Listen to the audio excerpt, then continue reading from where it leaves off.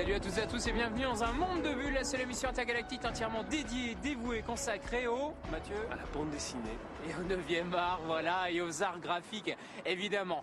On est à Paris, sur le Pont des Arts, lieu symbolique de ce qu'est la culture à Paris. La culture aujourd'hui, c'est évidemment la bande dessinée, sans tabou, sans frontières. On va conjuguer aujourd'hui le 9e art à foison avec des univers très différents. Mathieu qui est là va nous parler de Trois Souhaits, son nouvel album, sa nouvelle série.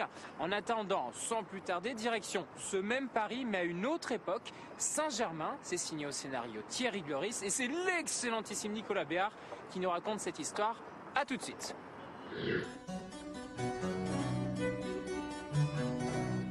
Le comte de Saint-Germain, c'est un peu l'Arsène Lupin du XVIIIe siècle, avec le côté Batman en plus. Montant l'air masqué et spécialisé dans le vol de pierres précieuses la nuit, il se transforme le jour en gentilhomme anticonformiste et surtout alchimiste. C'est un personnage hâbleur, un petit peu, comment dire, le bon vieux Belmondo des années 80, jouisseur, qui s'amuse, toc toc badaboum, c'est moi. Il est un peu dans cet univers-là. Et disons, il a une mission toute simple, c'est-à-dire que le principal maréchal du roi de France, qui est le maréchal de Saxe, est malade, une grave maladie. On soupçonne un empoisonnement, mais personne n'arrive à savoir d'où vient cet empoisonnement, c'est quelque chose de bizarre. Donc, en désespoir de cause, on appelle un héros, comme le Capitaine Flamme, qui est Saint-Germain, et Saint-Germain part à l'aventure pour découvrir pourquoi, enfin, qui a empoisonné ce maréchal de Saxe et pourquoi.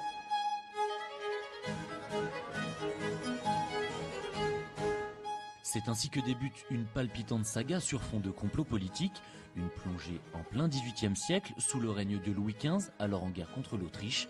Si le récit se tient historiquement, il est largement agrémenté de fantastique, bref, du grand spectacle.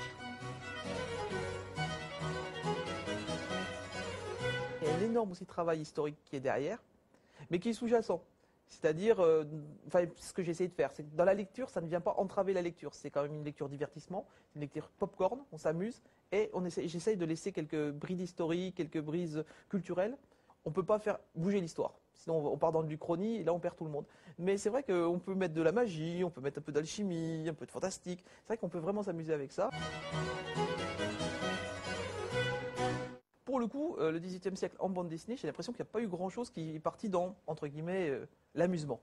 C'est le siècle juste avant la Révolution, les mœurs sont libres. On commence à déjà, comment dire, à récrier la religion, mais la religion encore présente et pas encore tapée sur les gens qui ne seraient pas d'accord avec elle. Non, c'est amusant. Élevé aux comics, Thierry Gloris nous offre un super-héros français, séducteur, bretteur et beau parleur, le premier du genre. J'ai toujours cette petite envie de faire du super-héros, de m'amuser avec ça. Et Saint-Germain, pour le coup, s'y prêtait un peu. Et en plus, ça fait un super-héros français, un peu décalé. C'était amusant à faire. Déjà 2 tomes des aventures historico-fantastiques de ce noble atypique et un brin paillard.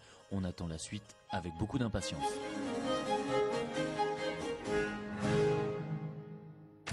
Retour ici sur le Pont des Arts, comme je vous l'ai dit. Mathieu, ça va bien? Ça va très très bien. Trois Souhaits, c'est à la fois, je sais pas, du Aladdin revisité à ta sauce?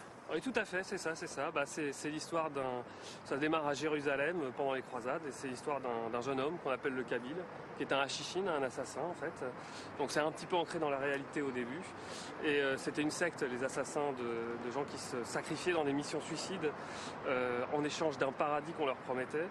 Et donc lui, il crève très très vite, en fait, dès le début de l'histoire. Et il va se retrouver, en fait, au lieu de se retrouver au paradis, il va se retrouver transformé en génie, enfermé dans une lampe. Et c'est là que le début de l'aspect 1001 nuits de l'histoire démarre, puisqu'il va avoir 3 missions à exécuter, en fait, les 3 souhaits de son maître, pour s'échapper de la lampe, en fait, pour pouvoir s'en délivrer. Donc c'est moins drôle que dans les 1001 nuits classiques, puisqu'il a quelques pouvoirs, mais ils sont très limités. Il a 24 heures pour réaliser les missions qu'on lui donne. C'est un peu ton Jack Bauer à toi aussi, c'est voilà, Jack Bauer. Oui. Jack Bauer en pantalon bouffant et puis avec des sabres, et des tapis volants. Bon, Trois Souhaits, beaucoup d'action. c'est un peu de la BD grande aventure, si tu t'es fait plaisir. Oui, tout à fait. Les Mille et une nuits, ça faisait longtemps que j'avais envie de visiter ce genre-là, quoi. Et puis c'est d'abord un univers visuel, et qui dit visuel dit aussi spectacle. Enfin, moi j'aime bien ça de toute façon, quoi. Donc oui, j'avais envie de mettre de l'action. Puis j'avais aussi envie d'essayer de trouver des idées, un angle d'attaque par rapport à cet univers-là. Donc pour moi, l'élément le plus passionnant dans l'univers des Mille et une nuits, c'était les génies. Donc voilà, je trouvais intéressant de faire d'un génie un héros. Il fallait juste le rendre plus humain, plus fragile, plus complexe. Donc c'était ça le point de départ, en fait. J'imagine que c'est jubilatoire de mélanger plein d'univers différents, à la fois cette littérature qu'on connaît parfaitement, d'Aladin, des Mille et une nuits, qu'on a eu à toutes les sauces incroyables, et puis de mettre dedans des ingrédients plus modernes qu'ose la bande dessinée aujourd'hui. Oui, tout à fait. Moi, c'est ce que j'aime bien faire, essayer de trouver des mélanges qui ont sans doute été vus, mais moi je m'en souviens pas, donc je m'en fous et je suis très content avec. Donc oui, en plus cette période du Moyen-Âge me passionnait, quoi. Donc il y avait des choses à faire, et puis je voyais des parallèles se dessiner entre les personnages de l'époque, sans trop en dire, comme notamment Sinan, le chef des assassins, et puis d'autres figures, des contes des Mille et une nuits. Donc là, je peux pas trop en balancer, mais voilà, donc il y avait un mélange qui se dessinait immédiatement pour moi, et que j'avais envie de mettre en place. C'est un mélange que tu conjugues dans d'autres séries, mais celle-là est, j'allais dire, moins sombre et beaucoup plus joyeuse, on va dire. Tout à fait. Bon, c'est pas un personnage il lui arrive pas des trucs très sympas, mais c'est vrai que je voulais faire quelque chose de moins glauque que d'habitude. J'avais envie de prendre un bol d'air, en fait, voilà, de respirer un peu, de faire quelque chose de peut-être un peu plus léger, ouais, c'est vrai. Plus lâché. Oui, tout à fait. Et en même temps, il y a quand même un vrai travail, parce que on apprend aussi, on remet je connais plus la formule, mais en gros, on progresse, quoi, on apprend le métier, et je voulais faire quelque chose de peut-être plus structuré, de plus fluide aussi, avec des rebondissements mieux préparés que dans d'autres séries, quoi. Voilà. Alors, parle-nous de ton dessinateur, Mathieu, parce que tu t'es pas encore mis au dessin. Tout à fait, non, je ne sais pas dessiner. Donc c'est vrai que pour mettre en scène un univers pareil, il fallait un auteur. Bon, moi j'estime en avoir trouvé un, après c'est au lecteur de voir si c'est le cas. Mais je cherchais quelqu'un qui avait une ambition dans la couleur et dans le détail, le soin du détail. Et c'est un agent en fait qui m'a permis de trouver. Donc il s'appelle Paolo Martinello, c'est un Italien. Et quand j'ai vu ses premiers dessins et puis ce qu'il avait fait avant, je me suis dit c'est lui, quoi, il faut tout trouver. Et ce qui est drôle, c'est qu'en fait il me connaissait parce qu'il avait dit à son agent justement tu me cherches un scénariste, c'est bien, le mec qui fait la licorne là ça m'intéresse. Donc j'étais très content quand j'ai su ça, et du coup ça a marché assez facilement. Mathieu, aujourd'hui, je vais être ton génie, tu as 3 souhaits. Qu'est-ce que tu aimerais? Les rêves absolus, tes 3 souhaits. Devenir réalisateur de cinéma, donc comme ça s'est fait. Devenir réalisateur de jeux vidéo, ça s'est fait aussi. Et devenir écrivain de best-seller. Voilà. Donc ça en fait 3. La BD, j'en fais, et sans être j'en vends en âme, au moins j'arrive à signer et à en vivre correctement, donc je suis très content. Voilà. Donc les 3 autres souhaits, c'est les 3 autres médias d'importance et qui m'intéressent pour raconter des histoires. Voilà, mais la bande dessinée, quelles que soient les histoires que tu racontes aujourd'hui, ça reste le même rêve de gosse que tu avais imaginé il y a quelques années. Fait, quoi. Moi, ce que je voulais, c'était raconter des histoires. La BD était un des médias, c'était pas forcément le premier, mais un des médias auxquels je pensais. Et en fait, c'est avec celui-ci que ça s'est mis en place. Et je suis très content, quoi. J'aimais la bande dessinée de toute façon. Autant que le cinéma, j'ai pas de préférence, il n'y a pas de snobisme par rapport à la BD, j'adore la BD et je suis très content d'en faire. Et si jamais, j'arriverai certainement pas à percer dans le reste, mais au moins la BD c'est déjà super bien. Mais tu me parlais de ton autre série, La Licorne, ça pourrait être adapté au cinéma justement. Ouais, alors parfois on rêve tranquillement après avoir bu beaucoup de bière avec Anthony Jean, du casting dont on rêve. Faire revenir Sean Connery à l'écran pour incarner Ambroise Paré. Non, faut pas rêver, quoi. Mais oui, si ça peut se faire, super. Hein, je veux dire, on est les premiers à applaudir. Ne serait-ce que pour pouvoir aller à l'avant-première, serrer la main d'acteurs connus et puis draguer un peu aussi. Voilà, c'est essentiel. Hein. Bon, écoute, merci à toi Mathieu, on te retrouve en tout cas avec la licorne. Et puis 3 souhaits, hein, cette nouvelle série qui débute. Nous on va, comme je vous l'ai dit hein, au début de cette émission, complètement changer d'univers. On va aller à quelques dizaines de mètres d'ici, à la galerie Daniel Maguen, où on a rencontré un artiste particulier, à la carrière différente de ce qu'on peut trouver en bande dessinée. C'est Pierre Dubas. Je vous laisse le découvrir, c'est un sujet signé Lise Pressac.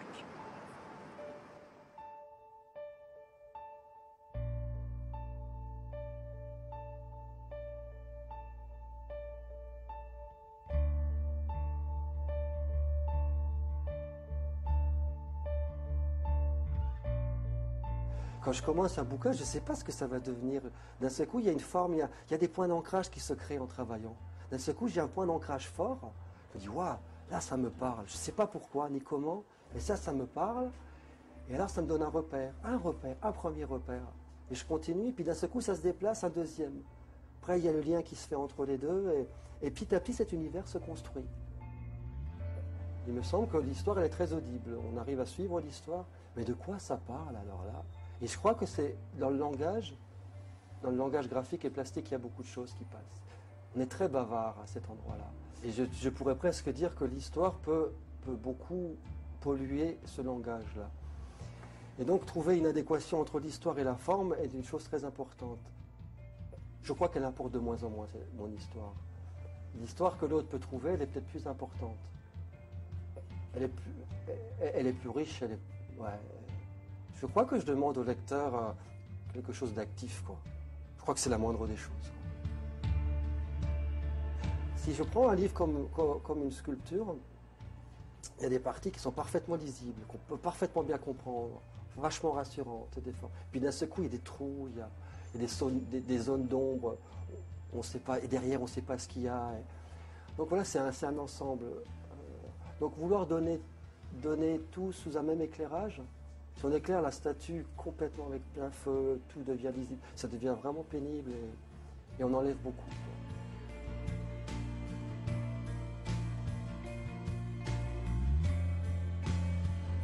Ma première forte expérience en couleur, c'était Quelqu'un va venir. Je vais imprimer le livre et quand je reviens de l'imprimerie, je suis déprimé. Mais alors, déprimé parce que ça n'avait rien à voir avec ce que j'avais mis dans les couleurs, dans les originaux de Quelqu'un va venir. Ça m'a complètement bouffé quelque chose, mangé quelque chose. Et là, je me suis rendu compte à quel point il y avait un langage au niveau de la couleur. J'y mettais une parole que j'ignorais profondément. Et quand on me l'a enlevé, je me suis rendu compte qu'il y avait une parole. Lorsque je finis un livre, au bout d'un certain temps, j'ai l'impression qu'il devient plus grand que moi.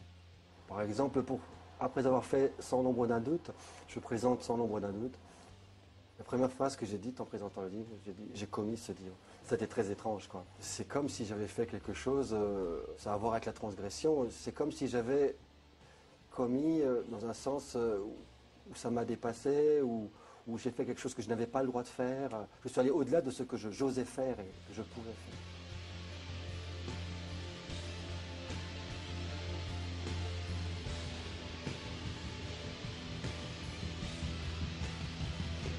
Lorsque j'ai fini certains livres, je me sens très démuni et très perdu. C'est un univers qui s'est créé et s'arrête, il se termine et je suis perdu, quoi, vraiment perdu.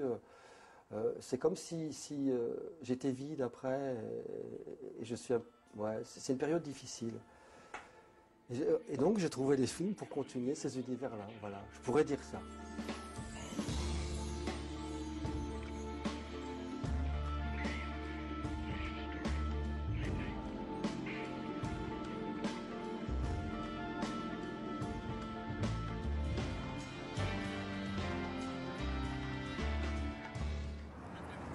De retour ici sur le Pont des Arts à Paris où je reçois un nouveau Canadien d'adoption depuis quelques années quand même. Régis, ça va bien? Oui, ça va très bien. Et de 8 ans depuis que j'habite au Québec.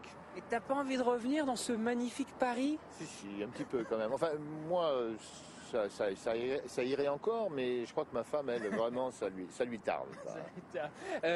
On va pas parler de tes aventures canadiennes, on va parler d'un lieu qui a marqué des générations et qui marque toujours, c'est cette quête extraordinaire. Akbar. Ah, voilà, et vraiment, tu te rends compte aujourd'hui, on va parler évidemment du nouvel album, du nouvel opus, mais que tu as profondément marqué des centaines de milliers de lecteurs. Ouais, ben ça c'est ce qu'on me dit, mais enfin bon, moi tu sais quand tu fais un travail, tu sais pas exactement ce que ça va produire auprès des lecteurs, mais c'est vrai que quand je vais en dédicace comme ça, je me rends compte que c'est une bande dessinée qui a touché beaucoup de monde, quoi.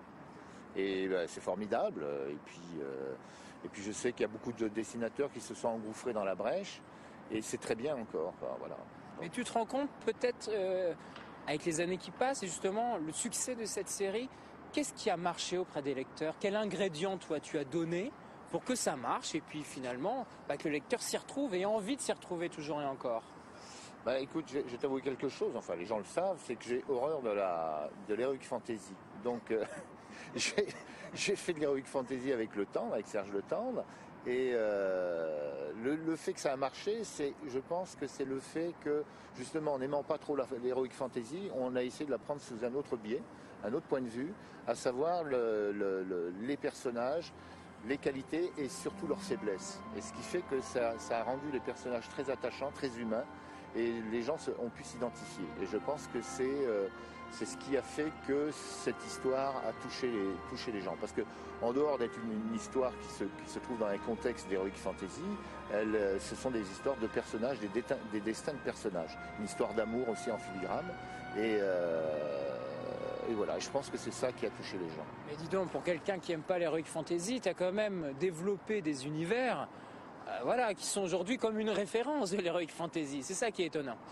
Oui, mais enfin tu sais, je l'ai pas fait exprès. C'est-à-dire que quand tu as un animal à dessiner ou un paysage à dessiner un petit peu baroque et un petit peu bizarre, j'essaye de prendre la solution la plus simple. Autant les Américains, quand ils te font un monstre, ils te mettent des yeux partout, des crochets partout, des pattes partout et des dents partout. Bon, moi j'essaye de profiler des animaux qui sont le design est extrêmement simple, quoi.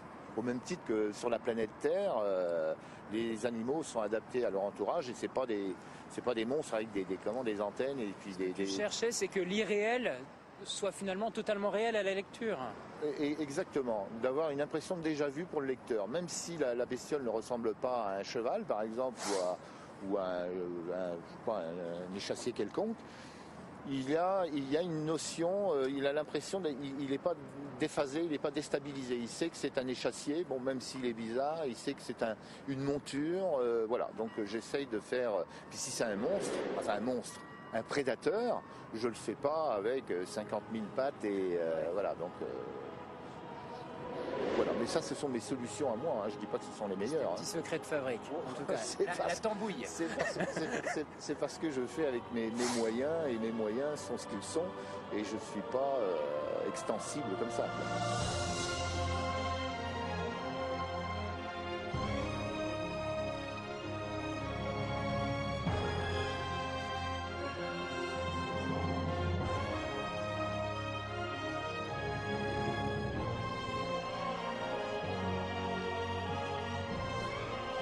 Alors la quête continue aujourd'hui, nouvel opus.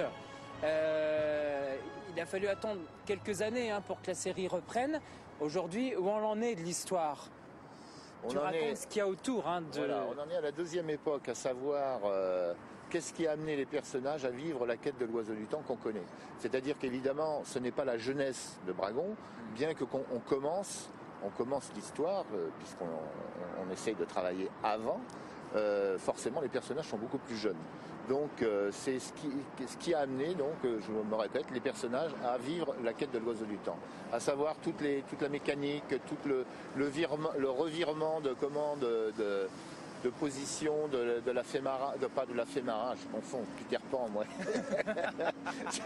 de la princesse Mara, à savoir que c'est une princesse qui va plutôt dans le bon sens, qui est à défendre l'idée du bien, et à la fin de l'histoire de la quête, on s'est rendu compte qu'elle a complètement viré, qu'elle servait le mal. Donc qu'est-ce qui fait qu'on va démontrer toute cette mécanique avec le tendre, parce que je ne suis pas tout seul au scénario, évidemment, il y a mon ami Serge Le Tendre qui participe à... C'est lui au départ qui était le scénariste, enfin, on a toujours travaillé ensemble, mais là, d'une manière officielle, puisque moi je ne dessine plus, on fait vraiment le scénario ensemble. Justement, Régis, le dessin, ça ne te titille pas de temps en temps, par exemple sur la quête, de dire « Ah, ce personnage, non, je ferais bien quand même 2-3 petits trucs pour me faire plaisir ». Ben non, non, pas du tout, mais par contre je surveille quand même, hein, je suis le gardien du temple, hein, c'est donc aussi bien avec Lidwin que Aouamri et que maintenant notre ami Vincent Mallier qui a fait le dernier album. Je surveille, je corrige, je leur demande de corriger. Vraiment, il y a un gros travail. Je fais quand même un gros travail. Et je sais que quand on a fini l'album, on reprend toutes les planches. Je les fais venir au Québec, où c'est moi qui viens en France. Et là, pendant 15 jours, chaque vignette, chaque dessin, on le reprend. S'il y a un bras à changer, une tête à changer, un décor à changer, on recommence. Pour que ce soit vraiment impeccable. Et ce que je voudrais dire, c'est que je ne demande pas aux dessinateurs de faire du Loisel. Je leur demande simplement, enfin on leur demande de faire de la quête de l'oiseau du temps, quoi, pour qu'on soit vraiment dans l'esprit, que le lecteur, quand il va reprendre son bouquin, ne soit pas déphasé, même si c'est un autre dessinateur qui l'a fait, quoi.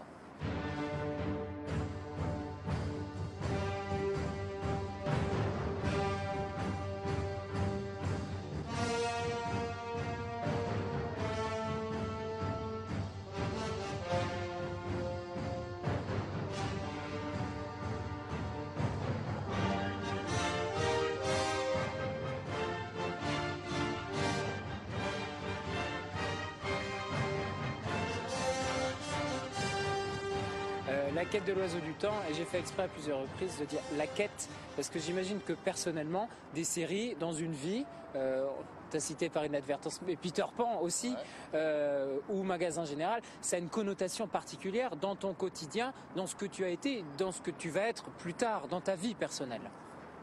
Oui, évidemment, tu fais vivre à tes personnages des choses que toi-même tu as touché du doigt, tu as vécu, tu as ressenti, ou que tu as vu, que tu réinterprètes. Évidemment, puisque aussi bien dans ces 3 histoires dont tu parles, la quête, Peter Pan et Magasin Général, ce sont avant tout des histoires de personnages, des destins de personnages. Donc moi c'est ça qui m'intéresse, c'est pas l'histoire proprement dite, parce que tu peux raconter n'importe quelle histoire, un polar, un western, machin, mais ce qui est important ce sont les personnages. La problématique, leurs faiblesses, toujours leurs faiblesses, ce qui les rend attachants, quoi. Donc effectivement, pour toucher ça du doigt, il faut que par moment tu aies vécu ça, tu vois. Alors aussi bien le scénariste Serge Le Tendre ou aussi bien Jean-Louis Tripp, puisqu'on travaille ensemble sur le scénario de Magasin Général, c'est vraiment fabuleux de pouvoir remettre les deux sensibilités pour faire vivre, pour les exprimer par un personnage de papier, quoi. Mais toi, tu te mets vraiment, allez, je vais dire à nu sur certains scénarios, c'est-à-dire que tu te livres complètement par rapport à une expérience, par rapport à un vécu.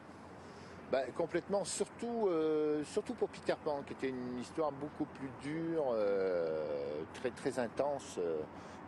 Souvent, quelquefois, je me mettais à pleurer devant ma planche. Enfin, pleurer, on s'entend. J'avais la larme à l'œil parce qu'il fallait que je vive ça de l'intérieur pour pouvoir l'exprimer. Et Magasin Général aussi, par moment. On est là, alors avec Jean-Louis, on se raconte l'histoire, et puis je me dis, tiens, c'est con, je pleure. Moi ou lui d'ailleurs. Hein.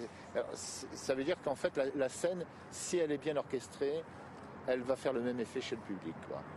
Régis, la quête continue et continuera, Magasin Général évidemment. Peter Pan, à aucun moment tu t'es dit, je pourrais y retourner quand même pour rajouter une petite page à l'histoire? Non, pas du tout. Non, Peter Pan, c'est terminé. Et puis, ça a pris quand même 14 ans. Donc, non. Puis, j'ai pas envie de rebégayer sur les choses, quoi. Hein, donc, non, il y a tellement d'autres histoires à raconter que bon, quand j'aurai fini magasin général, là il nous en reste plus que 3 à faire. C'est beaucoup, donc il y aura 8 tomes en tout. Je pense que je vais m'atteler à autre chose, mais pas de série. Enfin, j'espère, pas de série. Parce que des one-shots. Ouais, des one-shots, parce que les séries, c'est quand même lourd à supporter, quoi, hein. C'est long. Hein. Tu sais quand tu commences, mais tu sais pas quand tu t'arrêtes. Hein. Et est-ce que tu as un rêve absolu de BD, un univers dans lequel tu as envie de t'engouffrer? Oui, tout à fait. Revenir à mes sources, c'est-à-dire revenir à un dessin extrêmement simple, du genre Mickey Mouse, mais le vieux Mickey, du genre un petit peu Crazy Cat. Celui qu'on voit sur le bateau comme ça? Voilà, ouais. ce genre d'univers, ça me plaît beaucoup, cet univers animalier, mais très, très rétro, comme ça, c'est vraiment... ça, c'est mes premiers amours et j'aimerais bien y retourner. J'ai l'impression que plus on vieillit, plus on revient vers ce qu'on a aimé quand on était enfant, quoi. Et ça, je pense que j'aimerais bien. Je sais que ça va intéresser personne, évidemment, mais bon, à la limite, je peux me le permettre et puis au moins, ça me fera plaisir à moi, quoi. Bon, bah écoute, si ça intéresse personne, comme les autres séries dont on a parlé, on te souhaite que ça enregistre. Merci à toi. Merci beaucoup. On va aller découvrir, vous le savez dans cette émission, plein d'univers différents autour de la bande dessinée et de l'illustration.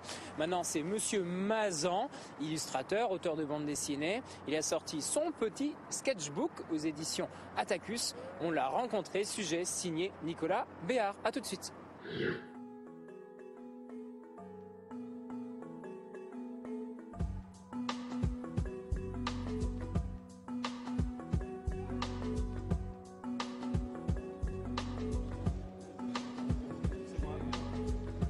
Dans ce sketchbook, justement, on trouve tout ce qu'il n'y a pas dans mes livres. Non, c'était l'occasion, on va dire, d'ouvrir mes cartons et de faire tomber un petit peu les crayonnés, les esquisses préparatoires des albums que je fais habituellement chez Delcourt, ou des projets avortés, des choses comme ça, quoi. Donc et même aussi beaucoup d'esquisses de carnet de voyage.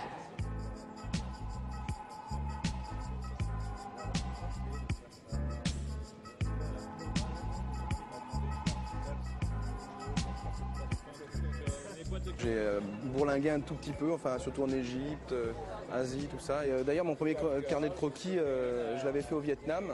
L'appareil photo retranscrit une réalité. Moi, j'en retranscris une autre. Je me trimballe toujours avec un carnet avec moi. D'ailleurs, je suis un peu chiant, justement, quand on s'en va à l'étranger. Bon, je peux passer des heures dans un temple parce que, ben voilà, il faut que je dessine les colonnes, il faut que je dessine l'endroit. Et bon, il y a les autres qui attendent dehors. On dirait des pizzas, mais en fait non. C'est des petites assiettes avec de l'encre de couleur qui sèche dessus. Et c'est d'ailleurs comme ça que je fais aussi quand je suis en voyage. Ça me permet de ne pas emporter toute la gamme des écolines ou des colorex qu'on a, enfin bon, tout un tas d'encre de couleur. Et ça me permet après de prendre avec juste un pinceau, un petit peu d'eau, hop, on retravaille dessus et voilà, ça prend pas de place, ça se renverse pas dans les sacs et c'est vraiment génial, quoi.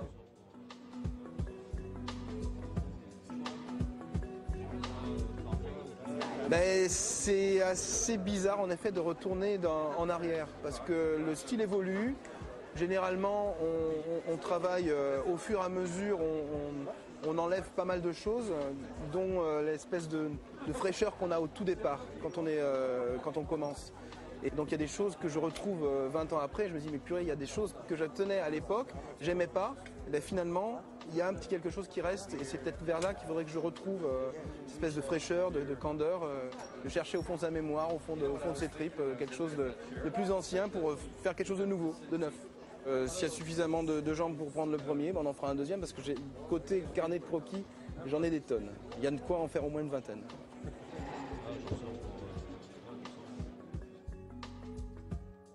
C'est la fin de cette émission d'Un monde de bulles. Merci de nous avoir suivis. Merci à toute mon équipe assez exceptionnelle.